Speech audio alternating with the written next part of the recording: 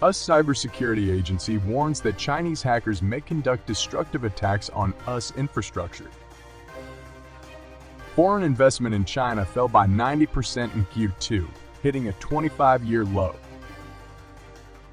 The FBI has launched an investigation into the transaction between the U.S. giant DuPont and the Chinese Communist Party. Thousands of cars buried in weeds in the urban area of Wuhan. Shanghai Jiaotong University prohibits takeaway riders from entering the school to collect tolls. Shenzhen Lawyers Association secrets training course for female lawyers to seduce judges. All will be covered today in China Undercover. If you find our information helpful, please subscribe and turn on the notification. It will help us get more motivation to produce more quality videos. Now back to the news. U.S. cybersecurity agency warns that Chinese hackers may conduct destructive attacks on U.S. infrastructure. According to a report by NBC, the head of the U.S. Cybersecurity and Infrastructure Security Agency, CISA, Gene Easterly, warned at the DEF CON annual hacker conference in Las Vegas on Saturday, August 12, that if conflict happens near Taiwan, Chinese hackers might attack and harm important things in America that people rely on every day. She also said that this kind of attack would show a change in the way China uses the internet. For many years, Chinese hackers were thought to be mostly spying and stealing information, not doing attacks that can break things. Chinese officials have always said no when people outside China say the government supports hacker attacks. They even say that America is the real leader in hacking. But in May of this year, Microsoft warned that hackers connected to the Chinese government were aiming at important things in America that people need every day. In February, an office in America that knows a lot about secret information also told people that China can attack important things inside America that people use, like oil and gas pipes, train systems, and more. The New York Times said last month that America is looking harder than ever for Chinese hackers doing important stuff that people rely on. Easterly told people at the hacker meeting that hackers who attack things in America that people rely on are really good at hiding what they do. They use the victim's own computer ways and don't use new bad computer programs. This makes it hard to find them. The head of the U.S. Transportation Security Agency, David Pekosk, also said at the meeting that America needs to get ready for the challenges from hackers. Foreign investment in China fell by 90s in Q, hitting a 25-year low. Foreign companies are investing a lot less in China. Reports from Japanese media show that China's Foreign Exchange Office says foreign businesses invested $4.9 billion in things like building factories in China from April to June. This is 87% less than the same time last year, a new low and the lowest since 1998, when they started keeping track. People say that if money keeps leaving, it might cause problems not just for China, but for the whole world's economy. Even though China made things easier in January 2023 and business went back to normal, foreign investment kept dropping. China's business department says that foreign companies put in 2.7% less money from January to June 2023 than they did in the same time last year. The report also says that tension between China and the U.S. is affecting how foreign companies invest. In the fall of 2022, the American Chamber of Commerce in China asked about 320 member companies about business risks in China, and 66% said they were worried about tension in China relations. The U.S. is working with friendly countries to build supply chains that don't include China, especially in areas like computer chips and artificial intelligence, RIUE. New investment in joint companies is also being limited, so investment might drop even more. At the same time, doubt about China's policies is affecting how foreign companies invest there. Inside China, the housing market that has always helped the economy grow is changing, and it's hard to get growth from things like homes and private money. There are also fewer working people, which is slowing down the economy. Reports say China is working fast to build its own supply chains and things like computer chips, but it's getting harder to buy the parts and equipment from other countries. If China can't make new technology or make things more efficiently, the economy might stop growing for longer than people thought. Slower growth in the world's second biggest economy could also be a problem for the global economy. The FBI has launched an investigation into the transaction between the U.S. giant DuPont and the Chinese Communist Party. A certain nylon production technology developed by DuPont may have been transferred to China. The Wall Street Journal reported on Monday, August 14th, describing DuPont as a fish that got away in its dealings with a Chinese company. There may be a risk that key technology has leaked. This is about a special kind of nylon technology that DuPont thinks is very new and important.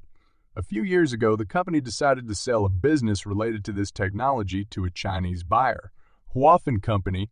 After a long review and a lot of arguing, the U.S. Committee on Foreign Investment finally said yes to the deal. Before, the Intelligence Department thought that this technology could make something that might be used as high-quality fuel for advanced weapons. To stop this technology from leaking to China and causing worries about national security, the U.S. Committee on Foreign Investment made a complex security agreement with the people in the deal. They didn't let Wuhan Company learn how to make this material. The deal was finished in May 2020. But 1 month later, the U.S. Defense Department heard that something wrong had happened with the transfer of this technology, and there was a risk of it leaking. After looking into it, the U.S. Defense Department thinks this might have been done on purpose, and now the Federal Bureau of Investigation is looking into it. Thousands of cars buried in weeds in the urban area of Wuhan. Recently, rumors spread online about a car tomb in Wuhan City, where hundreds of cars were buried by weeds and small trees. Some people guess that these might be the cars of people who died from the epidemic. Some media visited the site and said that the cars were abandoned by a rental car company. A few days ago, a video was posted on social media overseas. Many of the cars were covered in wild grass. The person who shared the video said that this place is on Yangchunhu Road in the Qingshan district of Wuhan, and these cars have been here for almost 2 years. Similar videos were shared in late July. The large number of cars in this tomb in Wuhan City caused people to guess what happened. Some people questioned if these were ownerless cars caused by the heavy death toll in Wuhan during the big outbreak of the epidemic in 2020. Others thought these might be new cars that a car company abandoned after cheating on subsidies. Similar car tombs were reported in other places. Someone who knew about the situation said that earlier, the authorities provided double subsidies for electric cars. Some car companies made electric cars and then bought them through another company and registered them. This way, they could cheat and get subsidies for both making and buying the cars. The two subsidies together were more than the cost of making the car, so they made a profit of a few thousand yuan for each car. After making money, the car company abandoned the new cars but sold the batteries. The media person's video showed that the area around the car tomb was mostly residential buildings. The cars had license plates from different places like Guangdong and Yunnan, but most were local Wuhan plates. Most of the cars belonged to an unknown car brand, and many were new, with Liandong Yunren, a car written on them. There were also some other brands like Citroën and BMW. The security guard nearby told him that these cars were abandoned here by the Liandong Yunren car company a few years ago. Shanghai Jiaotong University prohibits takeaway riders from entering the school to collect tolls. The phrase Shanghai Jiaotong University bans food delivery in the school recently trended on Weibo. A notice from Shanghai Jiaotong University stated that from September 1st, all food delivery riders are not allowed inside the campus. A special campus delivery team will handle all food orders, leading to controversy about a toll fee. Some students said that they heard from delivery riders that they need to take the food to a transfer point and pay about 2.5 yuan. Then, the school team takes over. The paper reported that a student from Shanghai Jiaotong University shared a notice with the school's official seal that was circulating within the school. The notice said that to keep order and safety with food deliveries, the university's company created a special delivery team to handle all orders at an outside transfer point. Some students said, "We worry that riders might not want to deliver to our school because they earn less money. And if something goes wrong with the food, we don't know who to complain to because both sides might blame each other." The school responded that the special delivery team aims to ensure quality food delivery while reducing traffic accidents caused by food delivery electric bikes on campus and checking the riders' identities to keep the campus safe. A rider named Little Ding, who has delivered food to the university for 2 years, said that most of his orders come from the school.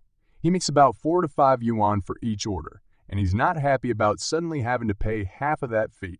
When asked if the new rule will affect their willingness to take orders, several riders said, "If we get an order for Shanghai Jiaotong University, we might think about giving it to someone else, but there's a limit to how many times we can do that in a day. Since we make less money, who would want to do it?" The issue of food delivery on the campus has caused controversy before. One student even posted in the school forum last May saying, "A food delivery rider almost hit me in the school." Even though it's summer break, there are still many delivery riders around Shanghai Jiaotong University's main gate. Shenzhen Lawyers Association secrets training course for female lawyers to seduce judges. Recently, during a training session for new lawyers by the Shenzhen Lawyers Association, a lecturer openly taught the new lawyers how to attract judges when handling cases. This has caused a lot of discussions. In a training session for people who want to become lawyers, this woman acted as a teacher, sharing how to deal with judges. On stage, the female lawyer had 4 assistants and 1 driver, and she showed things like young female lawyers should wear short skirts instead of pants, speak sweetly when calling judges, have what when handing over evidence and lawyer credentials to judges and prosecutors, wear short skirts and high heels in court, act sweet with judges for mediation even if the client doesn't agree, call everyone in the court judge, even the clerk, security, and cleaner. A 3-minute video of this was shared in the lawyer group, and many lawyers questioned it. One lawyer said, "The problem is that the audience is young people new to the field, leading them down the wrong path, which is very bad." Others said they were ashamed to be associated with this.